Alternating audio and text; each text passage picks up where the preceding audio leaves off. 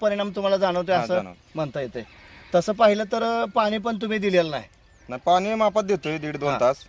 म्हणजे लोड पाणी- झाल्यामुळे शेंडा काय वगैरे चालू नाही वर. हा तेच की मग म्हणजे काय तर पाणी जर तुम्ही दिलंय असं म्हणावं तर वरची शेंडा पण चाललेलं दिसत नाही आणि ओल पण दिसत नाही. म्हणजे अशा पद्धतीनं तुम्ही जे औषधं वापरलीत की त्या औषधाचा परिणाम ह्या चांगल्या पद्धतीनं चांगल्या पद्धतीने दिसून येतोय. अजून कुठलं तेल्यासाठी वगैरे काय तेला वापरताय? रामबाण तेला तेल रामबाण.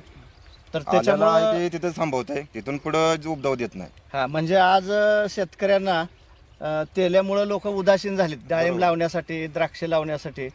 पण नवक्रांतीकडे असं एक औषध निघालं की ज्याने त्यांनी निर्मिती केली 2 वर्षापूर्वी. त्याच्यामुळं फार मोठा चमत्कार या ठिकाणी दिसून येतोय दिसून यायला आपल्याला. लागलाय. आणि बऱ्यापैकी. कुठं सुद्धा तेल्या आज दिसत नाहीये. म्हणजे गेल्या वर्षी सुद्धा तुम्ही तेल्या फवारलेला होता, वापरलेला तेल्या रामबाण, वापरलं. आणि ह्या वर्षी फवारलाय. हा.